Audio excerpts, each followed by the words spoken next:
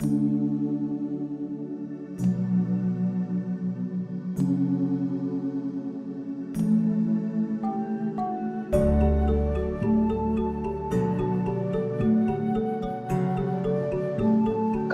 atau kuliah kerja nyata merupakan salah satu mata kuliah dengan tujuan utama untuk memberikan pengalaman pengabdian dan pemberdayaan masyarakat kepada mahasiswa. Pengalaman dalam bentuk keterlibatan dalam peran di masyarakat melalui KKN akan memberikan manfaat bagi mahasiswa maupun masyarakat itu sendiri. Dalam pelaksanaannya, KKN sekurang-kurangnya mengandung 5 aspek yang bernilai fundamental dan berwawasan filosofis yang tidak dapat dipisahkan satu dengan yang lainnya, yaitu 1. Keterpaduan pelaksanaan Tridharma perguruan tinggi. 2. Pendekatan interdisipliner dan komprehensif. 3. Lintas sektoral. 4. Dimensi yang luas dan kepragmatisan, serta 5. Keterlibatan masyarakat secara aktif. KKN Tim 2 Undip tahun 2021 ini sendiri dilaksanakan mulai tanggal 30 Juni 2021 sampai dengan tanggal 11 Agustus 2021. Pertambahan kasus positif COVID-19 di Indonesia kembali mencatat rekor harian. Tercatat 6 Juli 2021 ada 31.189 kasus baru, sehingga total kasus COVID-19 di Indonesia berjumlah 2.345.018 kasus. Setelah mendapatkan banyak masukan dari para menteri, para ahli kesehatan, dan juga para kepala daerah, saya memutuskan untuk memberlakukan PPKM darurat sejak tanggal 3 Juli hingga 20 Juli 2021, khusus di Jawa dan Bali.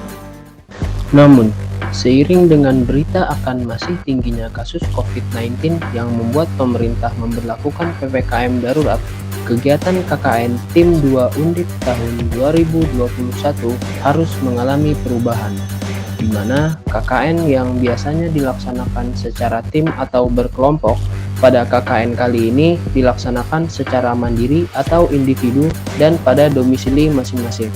Seluruh program yang dikonsepkan harus mengikuti protokol kesehatan serta meminimalisir kontak fisik guna mencegah penyebaran virus COVID-19 ini.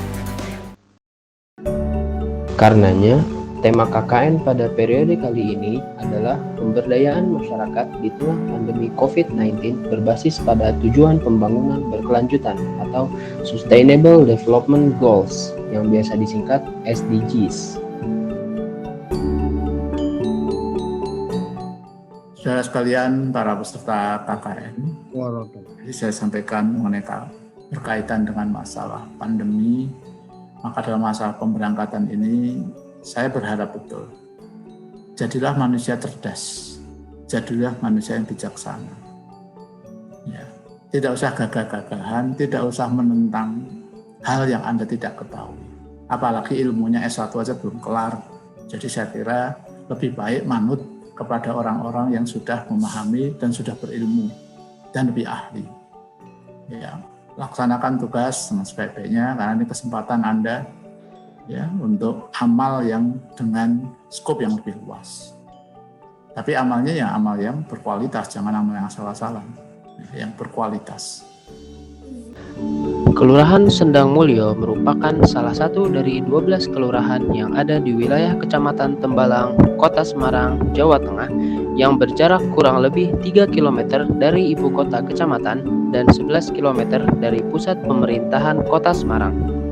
Luas wilayah Kelurahan Sendang Mulyo sendiri kurang lebih seluas 358,57 hektar yang terdiri dari 32 RW dan 278 RT dengan jumlah penduduk 41.553 jiwa yang terdiri dari 12.749 kepala keluarga dengan jumlah potensi penduduk laki-laki 20.719 jiwa dan perempuan 20.834 jiwa.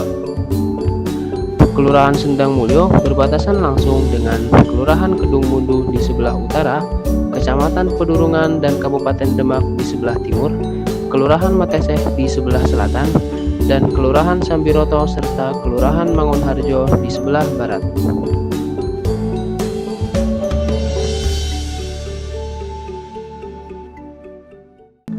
Kelurahan Sendang Mulyo memiliki berbagai fasilitas seperti sekolah, taman, masjid, rumah sakit, dan pasar. Masyarakat Kelurahan Sendang Mulyo juga banyak yang menjalankan bisnis semacam UMKM. Selain itu, karena wilayahnya yang dekat dengan perguruan tinggi membuat sebagian masyarakatnya sudah cukup melek teknologi. Hal ini dibuktikan dengan Kelurahan Sendang Mulyo yang sudah memiliki websitenya sendiri yang dapat diakses melalui browser. Hal-hal itulah yang menjadi potensi tersendiri bagi Kelurahan Sendang Mulyo.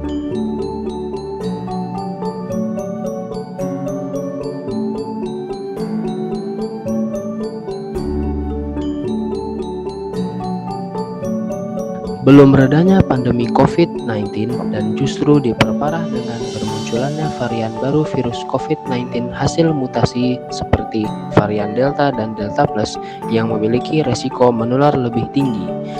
Hal tersebut membuat pemerintah memperketat PPKM darurat sehingga membuat masyarakat melakukan aktivitasnya dari rumah. Banyaknya aktivitas masyarakat yang dilakukan dari rumah seperti belajar dan bekerja secara daring atau online, serta banyak menggunakan alat elektronik membuat penggunaan listrik meningkat. Praktis membuat biaya tagihan listrik juga bertambah. Di sisi lain, salah satu upaya yang dapat dilakukan untuk meminimalisir potensi penyebaran virus COVID-19 adalah dengan sering mencuci tangan atau bisa juga dengan menggunakan hand sanitizer. Sudah banyak hand sanitizer yang ditempatkan di fasilitas-fasilitas umum, akan tetapi hand sanitizer yang sering dipegang akan menimbulkan banyak kuman atau mungkin virus COVID-19 itu sendiri yang menempel pada hand sanitizer-nya. Dua permasalahan inilah yang menjadi fokus utama saya dalam menyusun rencana program kerja KKN yang akan saya laksanakan. Pelaksanaan program kerja KKN saya sendiri akan dilaksanakan di RT 2 RW 19 Kelurahan Sendang Mulyo.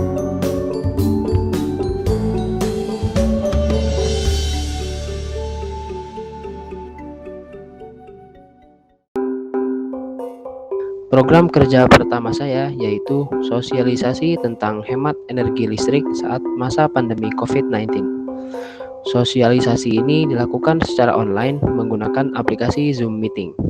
Berikut ini 4 kiat hemat listrik di rumah gitu. Sudah saya rangkum menjadi 4 langkah saja gitu. Langsung saja yang pertama ya nyalakan lampu seperlunya gitu. Ini lampu yang pastinya kebutuhan gitu ya, setiap rumah sekarang harus ada lampu, dan ya pastinya juga di rumah Mas dan Mbak semua ada lampunya ya. Dan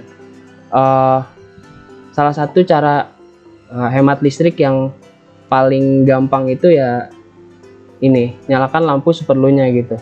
Jadi hidupkan lampu itu saat hari mulai gelap aja gitu, seperti ya udah mau maghrib gitu baru dinyalain lampunya. Dan waktu nanti udah pagi, udah terang, sudah matahari sudah muncul, nah itu sebaiknya dimatikan, jangan dibiarkan, karena lampu juga kan kalau dibiarkan pasti memakan energi listrik. Nah mungkin itu tadi ya langkah-langkah yang bisa dilakukan untuk menghemat listrik. Menyalakan lampu seperlunya, kemudian bijak menggunakan alat elektronik, kemudian sabut kabel yang tidak dipakai, dan yang terakhir hemat air. Mungkin sekian pemaparan dari saya. Selain melakukan sosialisasi secara online, saya juga membuat video edukasi mengenai hemat energi listrik di rumah yang diupload di kanal YouTube sehingga bisa ditonton di mana saja dan kapan saja.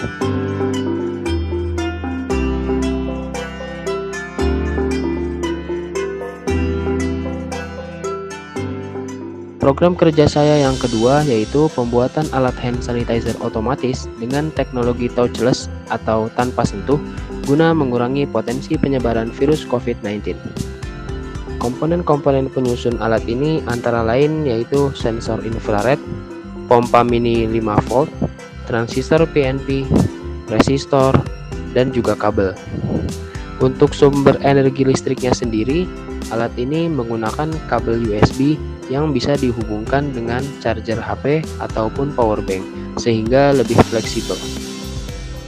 Selanjutnya, alat diserahkan langsung kepada Bapak Ketua RT yang harapannya bisa bermanfaat bagi warga sekitar.